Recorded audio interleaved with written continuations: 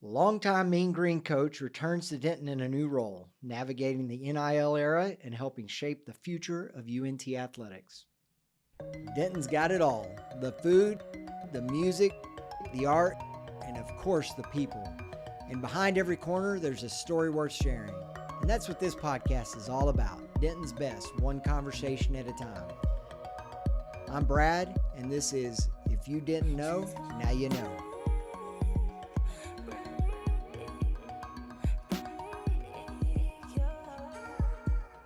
Welcome back to If You Didn't Know. I'm Brad Andrus, host here. We're really excited to have Coach Tommy Mainord here with us. Tommy, welcome. Hey, glad to be here.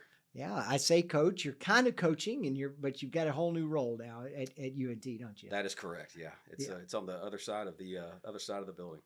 Yeah. Other side of the building. Well, we're going to talk all about that today, and as I kind of teased there, talk about this new world of NIL and the transfer portal and kind of what that means for the University of North Texas and other colleges as well. Yeah, it's a new thing. Obviously, it's here, and you know, everybody around the country is having to do the exact same thing North Texas is doing, and that's getting the right staff in place and figure out the right avenue to go about it.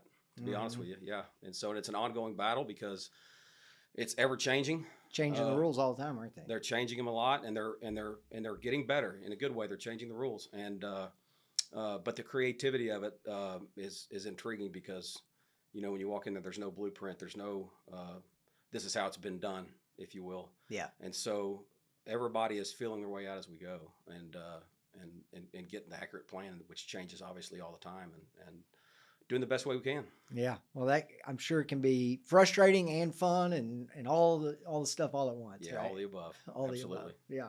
Well, let's back up a little bit.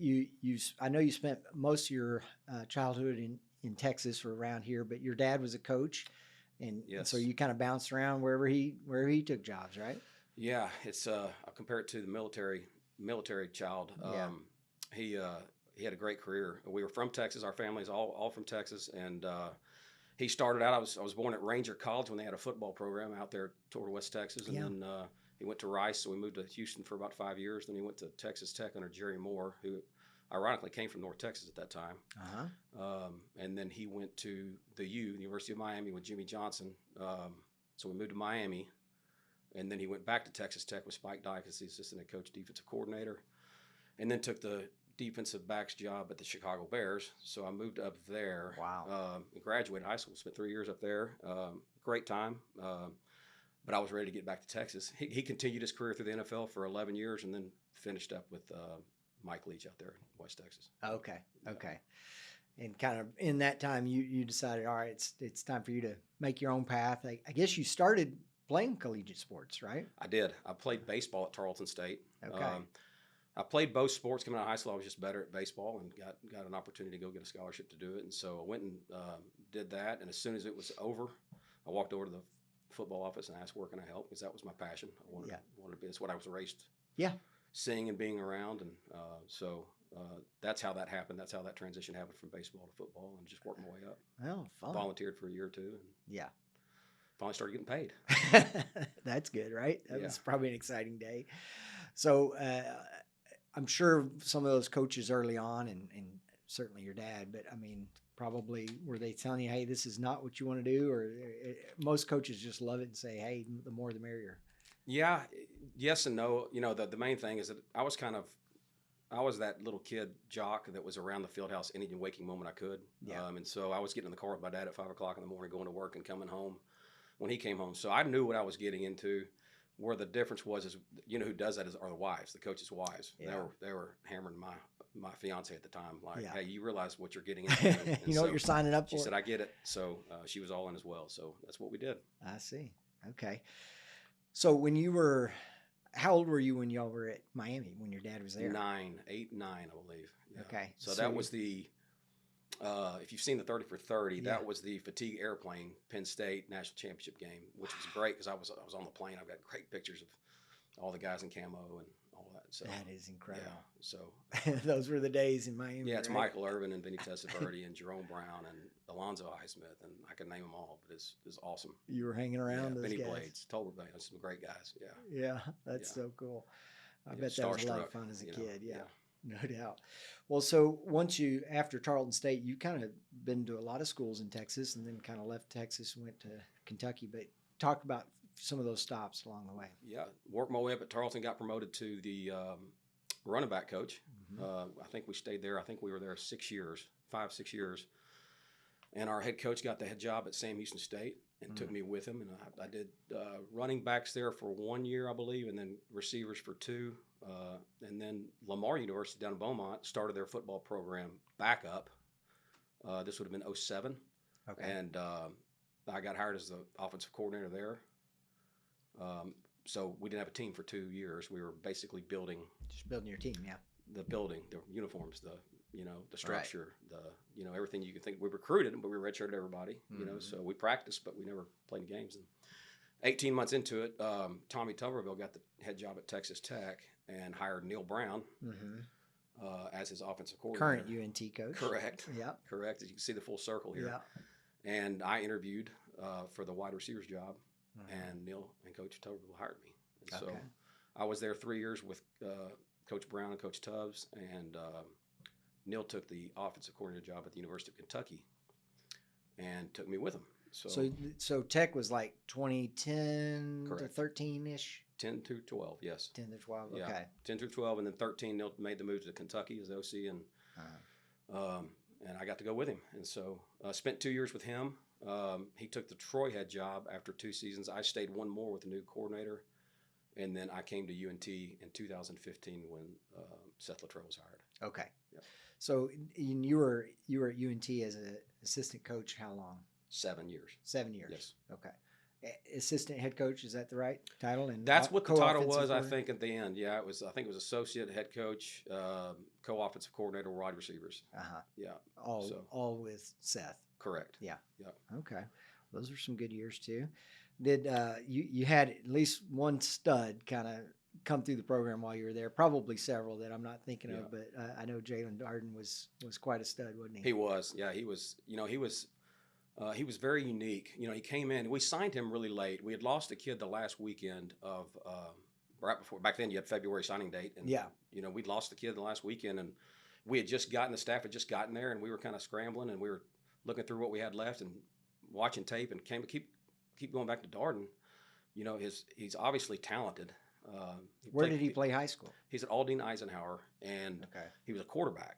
He's a quarterback athlete, but he was about 5'8", 145 pounds. He was really light, and so that was your concern. But we went ahead and pulled the trigger. So we can't bring him on a visit, because we're past that point. So, so we went ahead and offered him, and he took it and built a relationship with him. Did our background like you always do, and he came up for his first visit in March. We were able to bring him up and got to know him and got to be around him, and I could see some passion about him that it was rare.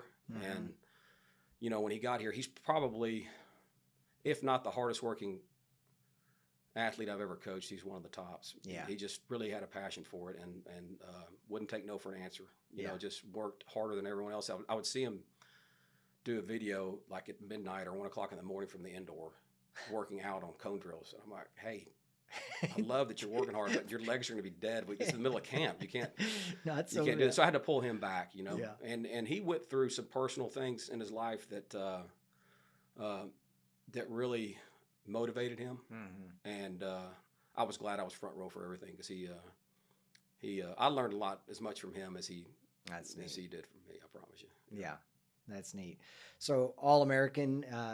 Maybe only the second All-American in UNT history. Is that right? If we call it unanimous, and I'd have to make sure that was defined as unanimous, but if it's not, it's really close. I think Joe Green was the first, and I think, and someone's going to correct me on this, I'm probably wrong, but I think he might be the second or right up there at the top somewhere. Very cool. I bet that was a neat experience. Yeah.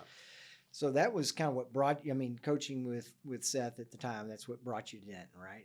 Had you spent any time in Denton before, knew anything about it before? I did, just throughout the years of recruiting and being from Texas, and, I've been around the Denton area a lot, and I loved it. And you've been in Denton since? Correct. This is going on 11 years. I've been in So, and to be quite honest with you, when I got the call, and I know we hadn't gotten there yet, but when I got the call from Neil about this job opportunity, it really, really jarred me because I feel like even though I didn't graduate from North Texas, I feel like a step graduate because I've been here so long, and I've gotten to know the community. I've gotten to know the people at the university. I've gotten to know supporters of the university very well, and they've become my close friends throughout the years. And so I'm passionate about the place, and being able to affect something that's that personal to you is special. Yeah. It's not something that happens in this profession a lot, and I'm very blessed to be here. All right, so now your new title here at UNT, Senior Associate Athletic Director for NIL. Is that the right title? And Football Strategy. If you want to get you laugh, still do. Every one of my friends, they hammer me about it. You have the longest title that is a long college title. history. So you want to add anything to it? So yes, that's it. That's the title, correct? Okay, so now you're here. Yeah, I know you're still doing some stuff with the coaching staff and with the football team, and so that's probably neat to kind of get back involved there. But your primary focus is on the kind of NIL and revenue sharing side of the business, right? Correct. Yeah. Which is a whole new world, and probably in your time back in 2020, I mean that's kind of when things really started changing, that's right, with COVID and then just the transfer portal and how that was playing out. Yeah. I mean, go back to that first when this, because for years, decades, people have been like, why can't, there's this debate, why don't we pay college athletes, right? And then all of a sudden it went from never, no to here you go, no rules. Yeah, the door got open. It started when we were here previously, and you're trying to, there's no organization to it, but it's here, and so you're trying to figure this out as you go with the organization and the proper steps to take. There's a young man that's needs to get something because he's going to go somewhere else. Well, you got to figure that out right now. There was no plan set in place. So watching that evolve over the last 3 years basically has turned into where we're at now, which is what you mentioned. We've got rev share and we've got NIL, which are two separate things, right? Rev share, so explain the difference between the two. Yeah, rev share is what the university is able to supply basically, which is fundraised, right? So, which is what a lot of what I, intend to do, and where the NIL is what you see on the billboard or what you see on the restaurants with our young man tweeting out that he was at the restaurant. That's what NIL is, and those are the two separate. So on the revenue sharing side, the NCAA has specific rules and guidelines. I'm sure they do on both sides, but on that they have kind of a cap at each school, right? They have a national cap. That's correct. That they're using right now, and the NIL is based on what they think your value is. And so there are some things we submit everything, and there's some things that can be turned down. There's some things that are gone through. And so we take it case by case and do the best we can to. So every NIL opportunity goes, you have to submit it for approval? Correct. Okay. Yes. Wow. That can be probably tedious, right? It is very tedious. I'll give a shout out to Lauren Cherry. She's the one behind the scenes that takes care of those things, and she's excellent at it. So she does a lot of work on the computer. And I'm sure you kind of generally know what types of things are going to get approved and what parameters are out there. So you're probably not just floating out crazy ideas. Yeah, we try to keep it to where we think we know it's going to go through smoothly. Yeah. But at the end of the day, we're looking out for what's best for the student athlete, right? Right. So what's the revenue share cap? 21.4 across the board. 4 million. Yeah. But that's for all athletics, not just football or basketball that's or whatever. What they set for across the country. Yeah, for Division I athletics, correct. It doesn't matter what size school you are, what your revenue is, what your budget is. That's what it is, yeah. Yeah, everybody's capped at that. And then outside of that, it's just NIL stuff. Correct. Yeah. Wow. So UNT's probably, I'm going to make an assumption here that maybe not hitting that cap right now. We're working toward it. That's what our goal is to get out and let the community know and let everyone know, the alumni base, the letterman, that this is something we can all pull the rope in the same direction for, because winning, sporting helps winning in all sports, and when we do that, well, stadiums fill up and hotels fill up, restaurants fill up, gas stations, right. Just everything you can imagine. Everybody benefits. Everything lives from it. Yeah. Yeah. So we can all help each other. Yeah, I like that. So you're out talking to small businesses, all kinds of business, I guess, saying, hey, here's some opportunities for you to participate in UNT athletics, and those are the type of conversations you're having. Yeah, we're just Easter egg hunting. That's all we're doing. We're Easter egg hunting. it's been a lot of fun. I've gotten to know a lot of people in the community. I've been here a long time, but this has really helped me, personally too. Just I'm building new relationships that I didn't know here. That's been great, and new friendships, and that'll last a lifetime. So on a personal level, it's been great too. Yeah. We're out just getting where we can get to, and meeting new people and building new relationships and seeing where it goes. Yeah. Well, all of this I know in some of the larger schools, and maybe at UNT, tell me if I've missed this, but a lot of them are hiring essentially a general manager of sorts, right? Yes. Has UNT hired a general manager? We do. Aaron Joe is his name. He was at Texas as the assistant GM last year. Okay. With Coach Brown, previously the GM at Georgia Tech. Does a great job, and so he handles basically all of the football umbrella. Organization stuff. So from recruiting on down. So so we work together though on a few things, but we're not in the same office. No. Right. Okay. Well, needless to say, in the last 25 years of being involved in coaching collegiate athletics, things have changed quite a bit.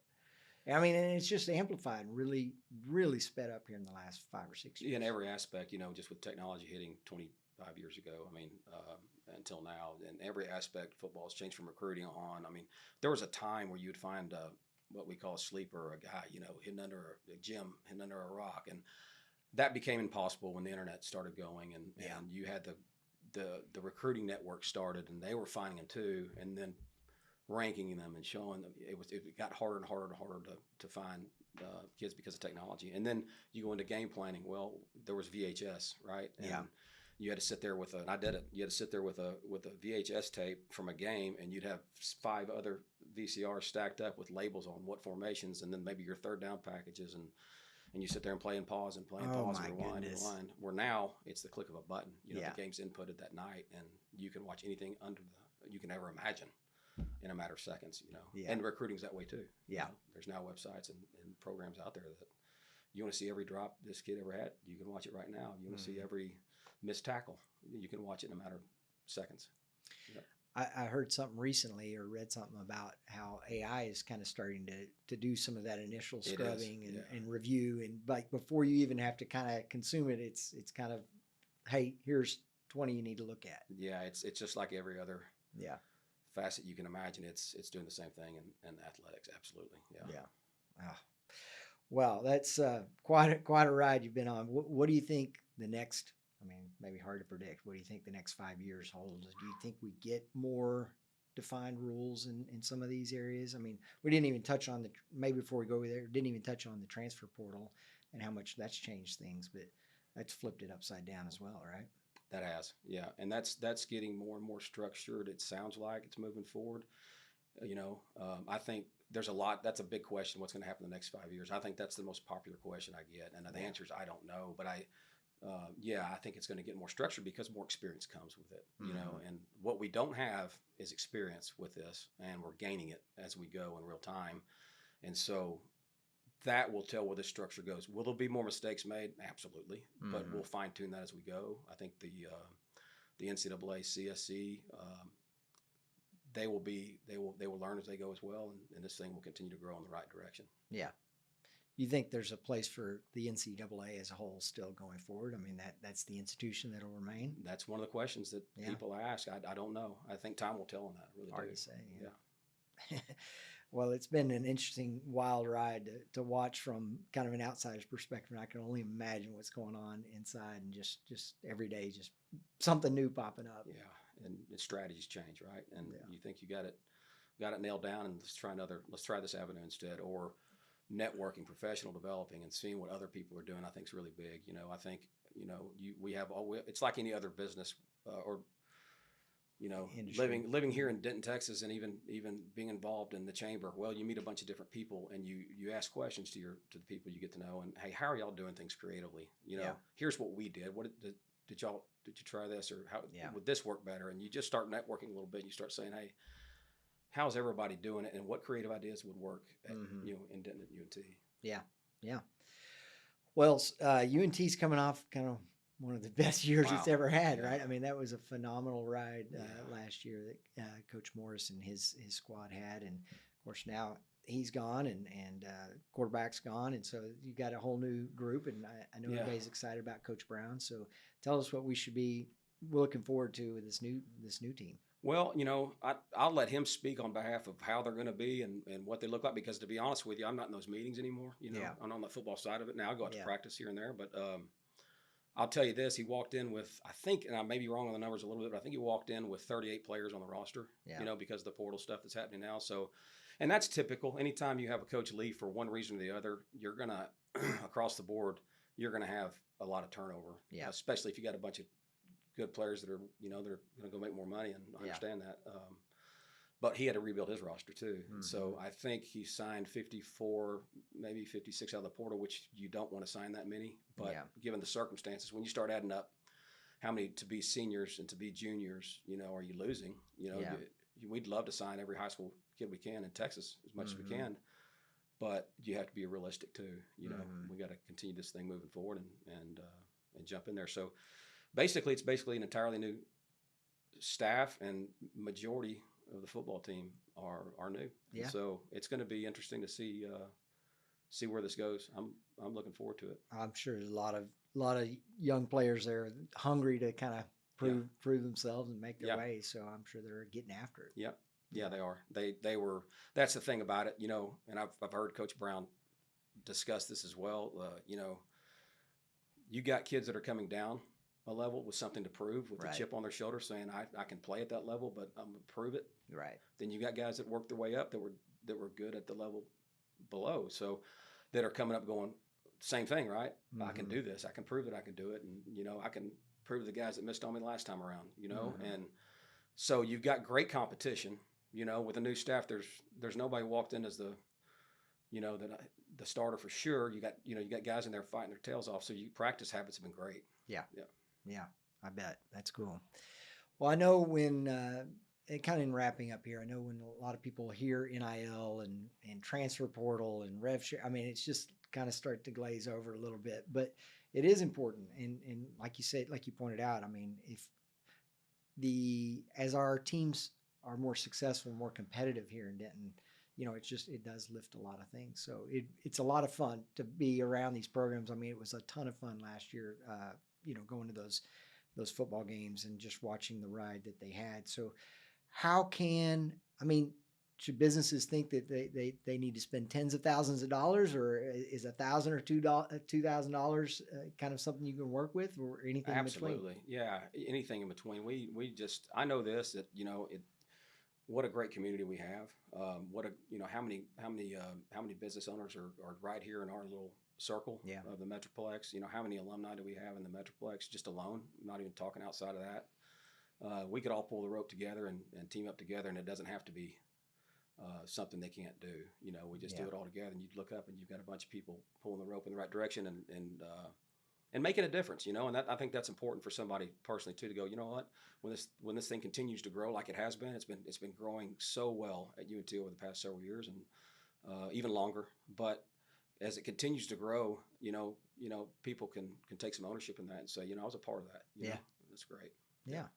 Well, so give people a couple of ideas on what types of things how they could participate in NIL. If they wanted to get involved, and what could they get back for their business, and how? Advertising is probably the main thing.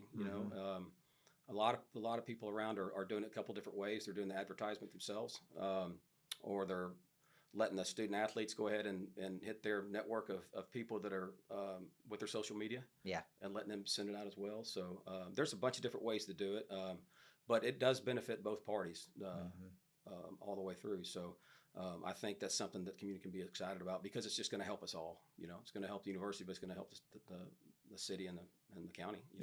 Bringing people in as well. Sure. Absolutely. Well, if someone wants to get involved and wants to bounce some ideas off you, how do they get a hold of you? I'm the guy. Just got to. I think the best way probably is my email. It's Tommy TOMMY .MAINORD @unt.edu. We would love for you to reach out, and I'll connect each other with my cell number, and we'll go have lunch, and we'll see what we can figure out. Yeah. Well, we'll put your email address in the show notes so people can get a hold of you. Okay, so, awesome.